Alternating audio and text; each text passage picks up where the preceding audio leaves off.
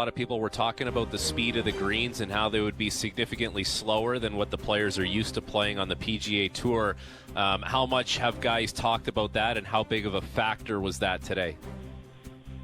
Yeah, I mean, one thing we sort of heard from our Canadian guys and a few others that were sort of sharing some stuff around the practice green is it's really hard for the North American players to get there, to make their brains believe what their eyes are seeing, right? It looks great, it looks great, it looks pure, it looks fast, but when it actually comes to hitting the putts, they're just not rolling as fast. And with a golf course like this, we don't get a chance in Canada to see too much links golf or to play too much links golf, but so much is affected by the wind, it's affected by how it's rolling towards the water, away from the water, and things like that. So it's a bit of it's a real experience. It's super fun.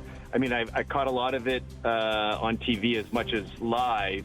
It just looks, it really does look as good live as it does on TV. You know, there's not a tree on the property. It's these beautiful vistas. And then once you get out there, it's brutally hard. Like, it's so hard. How did our Canadians make out today? By judging by their score, wasn't quite what they expected or wanted to do the first day? No, it was tough. It was a tough day at the office for the guys. They had they probably got a little short end of the stick where the meat of their rounds was in tough conditions. So it was a typical sort of four seasons you get in one day, and our guys went out in pretty tough conditions. It was raining. Then it kind of cleared up a little bit, and then it got windy. So it was a long day. Our guys probably didn't do what you were saying, Strutty, not as good as they expected, but I do think you get a good day tomorrow, and probably the cut, they're sort of talking around the cut being around 4 over. So you have a good day tomorrow. Corey's right there, and our boys, they have a good day tomorrow. I think we're going to do okay, but it was a tough one out there. Absolutely. With Lawrence Applebaum of Golf Canada, Corey Connors 3 over, Pendrith 4 over, Taylor 6 over, Hughes 8 over. But like you said, if the cut line's going to be 4 over, then there's still a lot of opportunity to, at a minimum, make the weekend. Rory McIlroy has had such a fascinating year, winning at Pebble, winning the Players, winning the Masters. And then he hit that dip, and it coincided with coming up here, obviously, to TPC Toronto, and he performs, horribly. Let's call it what it is. I mean, on the Friday, I think he shot 78. It was a real struggle, but he seems to have really turned things around, Lawrence. And like, you've been around him, you've met him a bunch. What kind of disposition are you seeing out of him? What kind of body language are you seeing out of Rory today compared to what we saw a month and a half ago?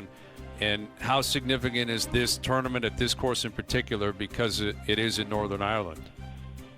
Yeah, I think, we'll both remember that you lost to him by one stroke. Your Pro-Am number at 79. Right. Valid. You missed hitting him by one. Almost had him. Bad read off your putt. Bad read off your putt on 18. Blame the caddy. You jammed me there. Yeah, he jammed you. But the thing was, nobody was more gutted, honestly, than Rory about, just didn't have it up at TPC Toronto this year. And the guy was gracious and did everything that you can ever ask of the guy, and sometimes it just doesn't work out. And so we're excited that Rory has been synonymous with our event, the RBC Canadian Open, since when he went back to back, on the bookends of COVID in 19 and 22, and he's just been such a great fan of our event and participated, and we couldn't have asked for more. The interesting thing out here, guys, is seeing, he's from nearby Hollywood, which is pretty funny to say, but he's from nearby. The bars, the pubs, the restaurants are jammed to the gills, rooting for him. Like, he couldn't be a more proud son of the region. And so, he's just got that. He's got that hop in his step. He's really, he looks fantastic out there. He didn't start. He did some media where he said he was thinking about, 4 years ago he went out of bounds off the tee, and then he said, all I've been thinking about is coming back to Portrush and getting off that first tee okay, and he almost did that. Unfortunately, he did bogey number 1. But Rory McIlroy at Royal Portrush is kind of like, it's almost like the energy behind a deep playoff game for the Leafs. It's just electric out here. And there's a bunch of guys, you've got Shane Lowry, obviously, who won in 19. And then you've got a few other famous sort of sons here. You've got Darren Clark, and then Padraig Harrington was sort of first out this morning, somewhat ceremonial. So it's great. The Irish love their golf.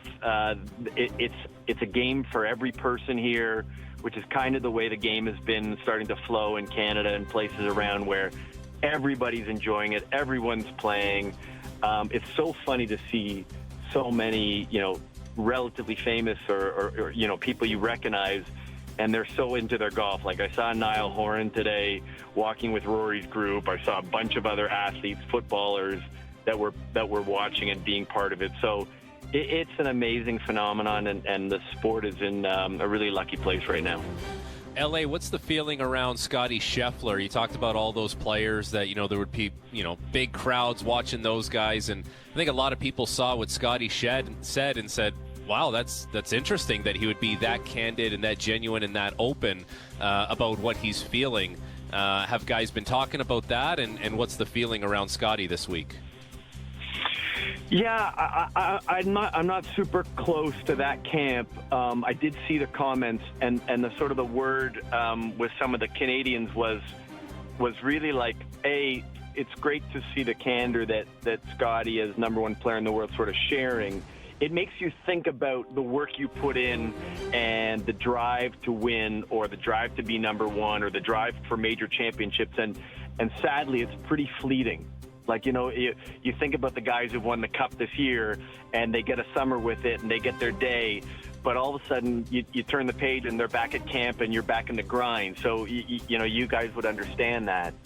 I think what's so interesting about him is you look at his results, and even his not-so-great results are T20s or top 20s or being just outside of the mix. And so I think the rest of the field is somewhat feeling about chasing him, and you can see out here, he's one of the featured groups. So when you look inside the ropes, you see a ton of cameras, a ton of people, a ton of media. But that group with Rory, Justin Thomas, and Tommy Fleetwood was probably the number 1 group that everyone was watching and following. So, to see. There are so many neat guys who are doing so many cool things. You just think about the guys we haven't heard of in a while. You see guys like, Colin Morikawa, or you see a Cam Smith, or guys who've been sort of not in amongst the PGA Tour mix at all.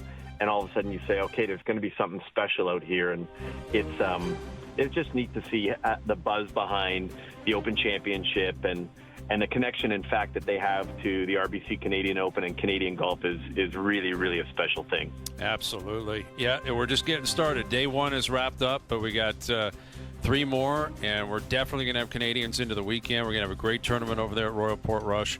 And he is Lawrence Applebaum, the CEO of Golf Canada, and he's on the grounds. So enjoy yourself over there, LA. You bring the clubs? If so, how are we playing? Yeah, the clubs might have snuck into the bag, not the carry-ons, but they might have made it in. Yep. And the beauty here is that you can get a relatively full work day in, and then sort of sneak out and whip it around. And so there's a couple tracks here that have been on the life bucket list, and we ticked off one with a very special place called Royal County Down. Ooh. So a big shout out to our friends who hosted us there. But that one's really special. And then you sort of turn every corner, and there's another links golf course. It's facing the ocean, and as we're driving away from the golf course, we passed 3 golf courses I'd never heard of that just looked, better and better and better. So it's like it makes us realize how much great golf there is in the world, and we're on a nice slice of it ourselves. And Strutty, we're coming your way. We're coming your way in 2026. Royal Mayfair for the CPKC Women's Open. We just announced in 2026. Maybe we got to get you in the Pro-Am. Yes, Oh, get Struddy yeah. out there hacking and whacking. My game's on the upswing. I almost broke 80 the other day, so I'll be ready. love it. I'll be ready. I'll be ready. Put it in the calendars. We can't Yeah. wait. You got to get through Mississauga first, though, coming up in August. We cannot wait for that. All right, Lawrence, enjoy yourself over there. Thank you for doing this, buddy. We appreciate it. Okay, thanks for all your time, fellas. There he is, Lawrence Applebaum, the CEO of Golf Canada. Okay, we love it. Ladies on the way out to Edmonton in 2026, and they'll be again at Mississauga later this summer. I guess in just over a month, I think it is, or about a month from today. So we look forward to that. All right, hour 2 coming up. The Leafs have made a trade. We'll get back into it. The Jays are back in action tomorrow night with the Giants in town. Overdrive continues. TSN 1050 and on TSN 2.